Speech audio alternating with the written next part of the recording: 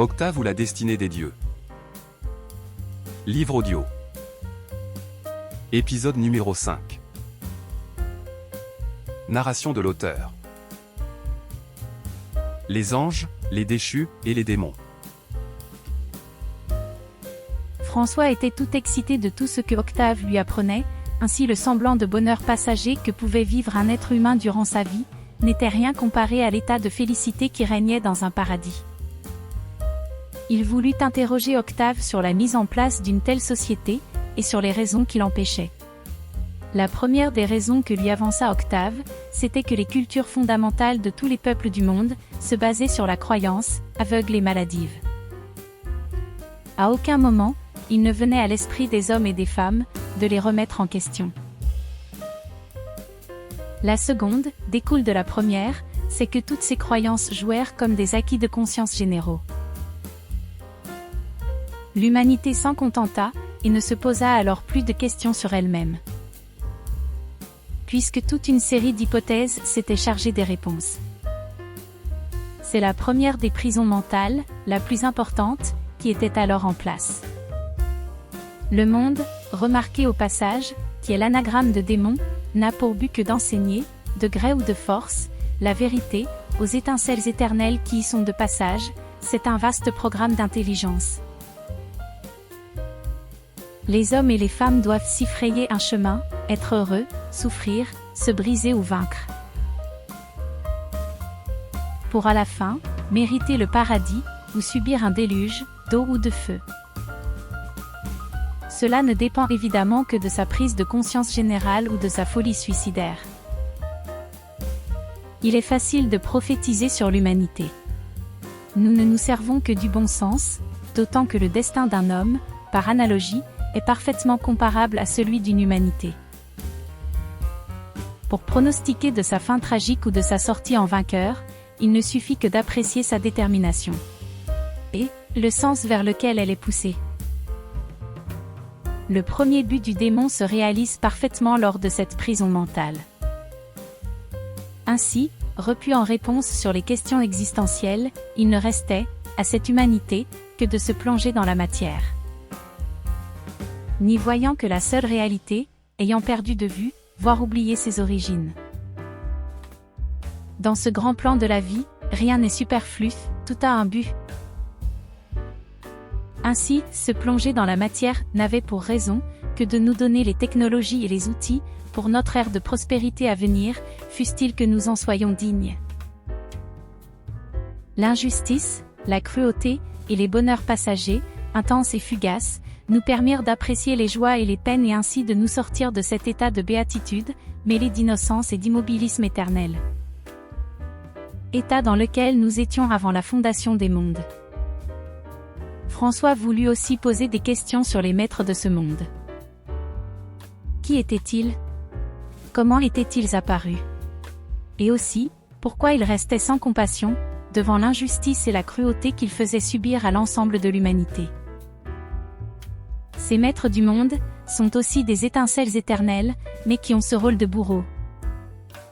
L'imagination populaire, qui a créé ces croyances et superstitions, les ont envisagés comme des êtres à part, de nature différente, les déchus. Mais rétablissons ici la seule vraisemblance possible, en nous appuyant sur le bon sens, et cessons de croire en tous ces contes pour grandes personnes. La vie est issue de cette grande source primordiale unique. Il n'y en a pas deux. Ainsi, tout ce qui devient vivant, les bons et les méchants, viennent de la même source. Mais alors, comment tout cela s'explique? Nos croyances populaires nous parlent ici de chute des anges, ces fameux déchus, mais ce n'est évidemment là qu'une métaphore de plus. Rappelons au passage qu'une métaphore nous parle d'un fait, d'une réalité, mais de façon imagée, au second, voire au troisième degré. Hélas, les croyants de toutes sortes et de tous bords, prennent toujours tout au premier degré. Mais, revenons. Les hommes et les femmes à la base sont innocents. Les idées leur viennent au travers des chocs électriques, lorsqu'ils communiquent entre eux. Nous pouvons apparenter ces idées à des messages, et pour faire court, dans la science cachée de ces maîtres à penser, celui qui délivre ce message s'appelle l'ange. Dans leur langage, l'ange c'est le messager qui délivre les énergies motrices, sous forme d'idées ou de prise de conscience. Les anges qui sont restés dans l'idée de l'amour, métaphoriquement, sont restés aux cieux, et délivrent des messages de paix. Ceux qui sont déchus, qui ont quitté cette idée, ont, en langage imagé, chuté sur terre. Sont devenus les messagers des idées du monde. Idées de désunion, d'égoïsme et de cupidité. Ainsi s'explique, poétiquement, l'histoire des anges, ceux qui sont restés dans la lumière, et ceux qui ont chuté dans les ténèbres. Et qui n'ont pour seul but que de nous y maintenir. Tout ce qui nous est revenu du passé, de nos livres anciens, ne sont que des métaphores et des paraboles, des mythes.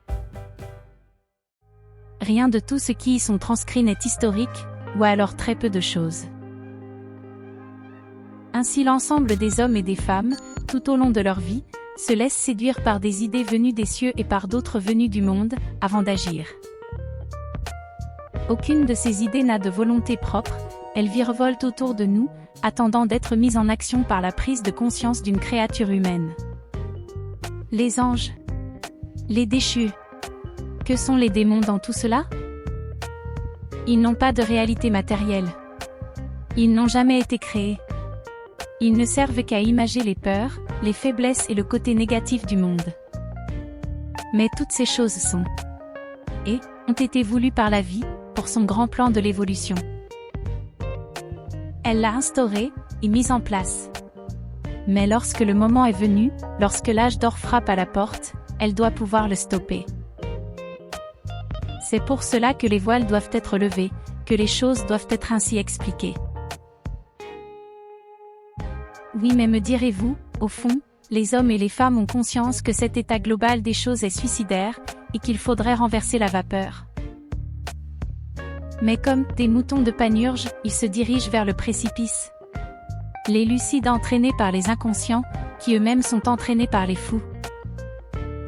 Pour expliquer cet état de fait, nous allons parler de cette allocution, et y apporter une explication. Cette allocution qui dit « vendre son âme au diable ». Les interprétations faites depuis toujours, nous l'ont imagée comme une action extraordinaire, plutôt rare, que très peu de personnes ont eu l'occasion de faire. Action, dans un but égoïste, qui avait pour conséquence de nous vouer au feu de l'enfer. Avant tout, disons que l'enfer tel que décrit, n'existe évidemment pas. Ce n'est qu'une légende qui n'a pour but que de nous faire peur et ainsi de nous maintenir dans les rangs. Car tout ce qui est colporté dans le monde, sont de nature à nous détourner de ce qui est bon pour nous, l'expression vendre son âme au diable ici, ne déroge pas à la règle. Cela signifie simplement, adopter par égoïsme, des attitudes, idées et actions, contraires au fonctionnement harmonieux de ce qui nous entoure. Et rien d'autre. Pourquoi le terme « vendre » ? Vendre est un verbe qui découle de la pratique du commerce, et le commerce est un état des choses institué par les anges déchus. Ainsi, vendre son âme au diable, veut dire fonctionner suivant les règles du monde des démons, dans lequel nous vivons. Et non tenter de l'épurer et de l'harmoniser. Cela n'a donc rien de rare, ni d'exceptionnel. Ainsi nous vivons l'enfer, ici et maintenant, en croyant qu'il se trouve ailleurs pour punir ceux qui refusent d'accepter ces règles lors d'une incarnation terrestre. Quelle étrange réalité! L'heure est venue maintenant de révéler ces mensonges, car il est venu le temps d'entrer dans ce paradis, cet âge d'or. Dans cette ère de prospérité et de bonheur pour notre humanité. Lorsque nous fonctionnons suivant les règles du monde et de la matière, il nous est difficile de l'admettre, c'est pour cela que les hommes et les femmes contredisent toujours ceux qui tentent de les faire entendre raison. Et entrent dans une sorte de déni.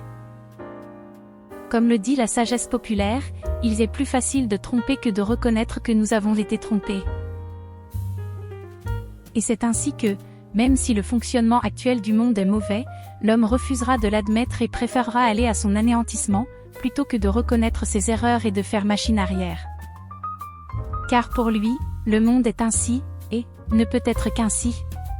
Et admettre le contraire, c'est reconnaître qu'il n'y a que la vie dont nous faisons tous partie, et que notre seule raison d'être est de faire que chacun puisse vivre une incarnation terrestre dans la justice, le respect, l'amour et le partage. Mais que pour cela, il faut bannir de nos fonctionnements ce que les déchus nous ont appris.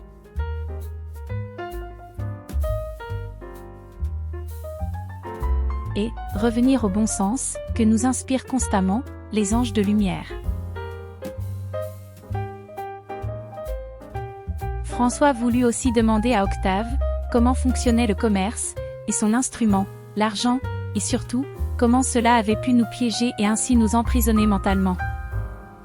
Ayez toujours en esprit ces deux points opposés d'une droite, le positif, le négatif.